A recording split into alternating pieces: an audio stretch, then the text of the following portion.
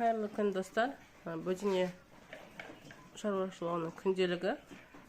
Бізде бүгін кешкі күнделікті жасалынатын рутина. Значит, біз чектоник қойып жатырмыз. Қазір соңғы шыққан балапандарымызға бүгін 4 күн болды ма, папасы? 4 күн, 5 күн болды. 5-ші сутка кетіп жатыр. Соны бұйырса, біз жаңа брудеріне көшіретін боламыз. Соған дайындалып жатырмыз. Үлкен бөденелердің астын тазартты. Мына жерде стерильный қылып, бірінші партия бөлінген кейін мына брудерлер тазаланды, стерильденді.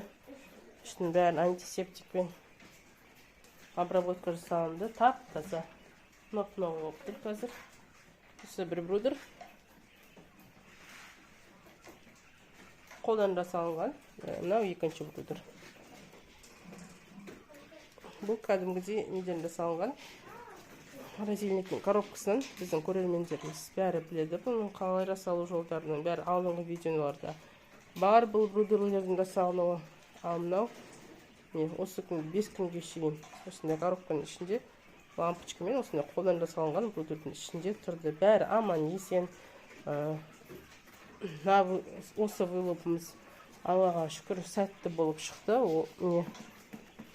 94% вылуп деген алдыңғыда видеомыз бар. Сол балапандарға 5 күн болды. Құдайға шүкір бәрі тірі. Осындай лампочканың астында жүгіріп шауып жүрген жағдайы бар. Енді бүгін осы балапандарды мына үлкен брудерлерге көшіретін боламыз. Астын осындай ПВХ төселінеді. Астын тазалап алып тұру үшін. Бұл ПВХ-ның бәрін астын жолдасын жуып, тазалап, стерильдеп қойды. Бірінші балапандардан кейін.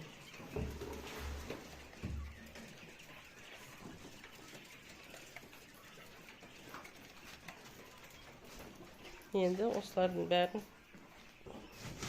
түсіретін боламыз. Осы брудерде енді бұйырса біраз подростковый возрастына шейін тұрады. Бір қанша күнге дейін тұрады, папасы? 15-16 күнге тұрады. Келесі бір осындай сетка жасағанға шейін точно тұрады. Осындай сетка жасаудың видеосы да толық түсірілген. Осы YouTube каналымызда тұр, мастер-классы. Соған қарап, сіздер де жасап алсаңыздар болады. Өте ыңғайлы, жем жеулеріне де ыңғайлы мына жерде. Автоматтық су жүйесі, непильные поилки дейді. Рахат, бұл жерде сулар да таза болып тұрады, лас болмайды.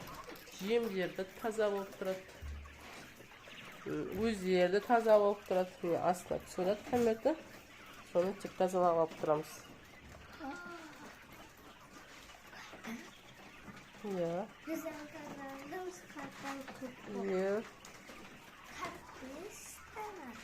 Так быстро.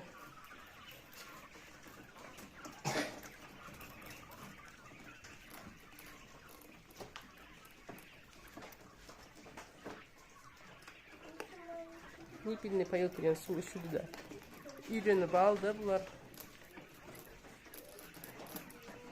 Тым жақсы сол непильный поил деген су ішіп жатыр.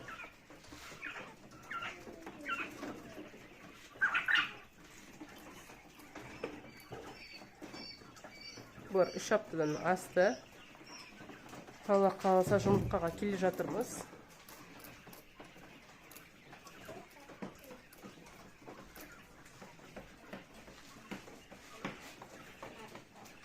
Ал мынау малышка.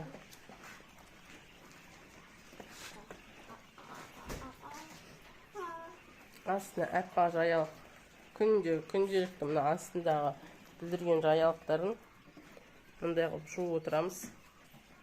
Астына қазір бір қабат бір жағына әлі жаялық төсейтін боламыз. Себебі асты сетка, табандары ауырып қалмасын деп апасы барлық жағдайын жасап беріп жатыр. Свет қазір қосылатын болады, сөйтсе әдемі көрінетін болады.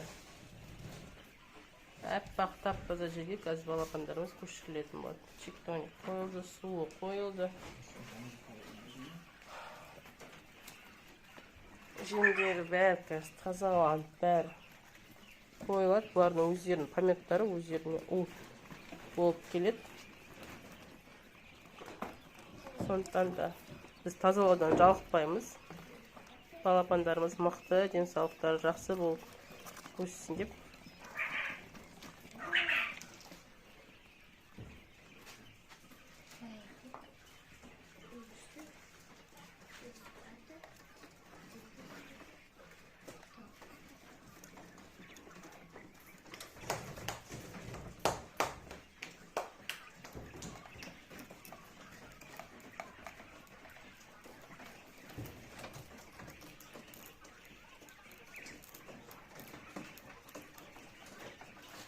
Мынау тұрған комбикорм.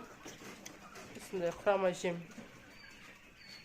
жейді. Несушка будильник деген комбикорм. Өзіміз Қазақстаннан шығады.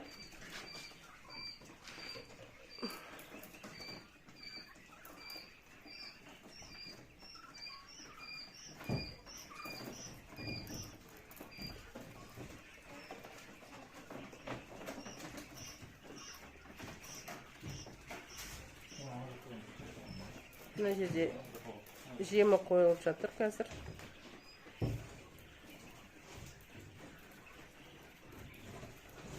Қазір толық көшкен кезде көшірілген видеосын тағы да білет көрсететін боламын. Мына жерде уже бәрі дайын тұр. Новосельеге бәрі дайын тұр.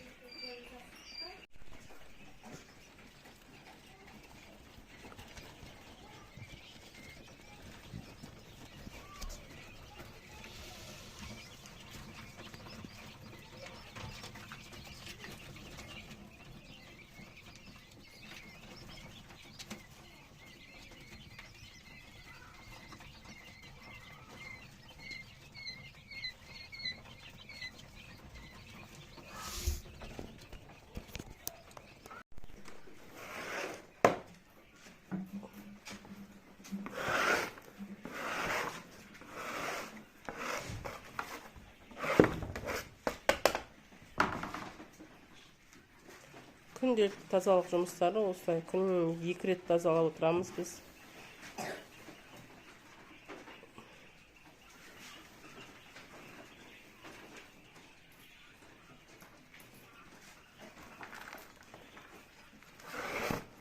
Ішуі жақсы ма, шаруа жасауды жақсы дейді. Сондықтан да 24-те жетті қазір жем жеп тұр.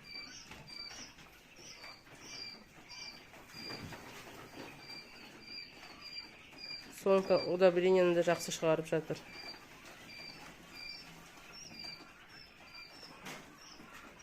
Мынандай удобрение.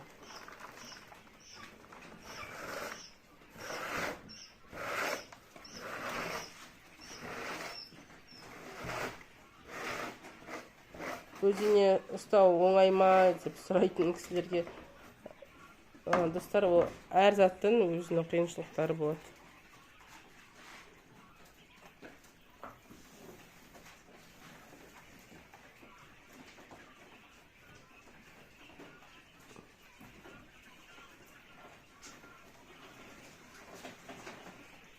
Бұл не біздің күнделікті жасайтын жұмысымыз.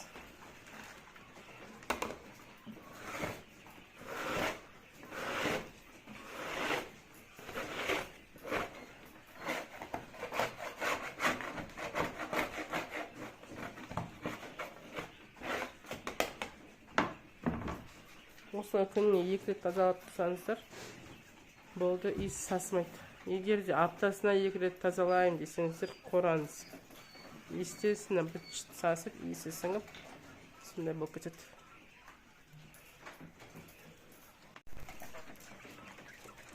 Жел болғасын жыбырлаған шығар. Аппетиттері жақсы, Аллаға шүкір, жеп тұр. Олар жемді жақсы жейді.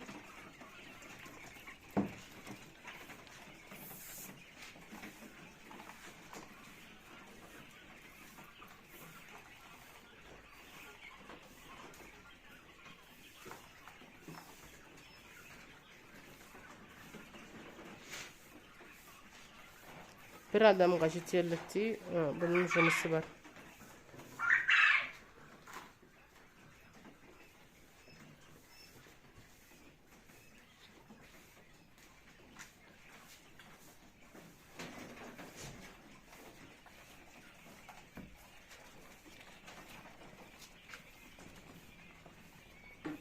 Мына балапандардың астында жайылғанда күніне 2 рет ауыстырып отырамыз.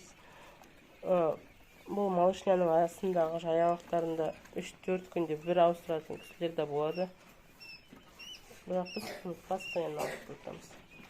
Балапандарымыз таза жерде тұрсын деп, крепкий болып өссін деп.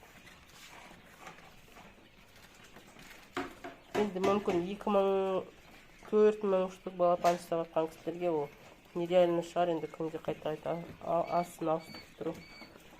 Бізде небәрі 200 балапан болғасын. Мы себе можем это позволить.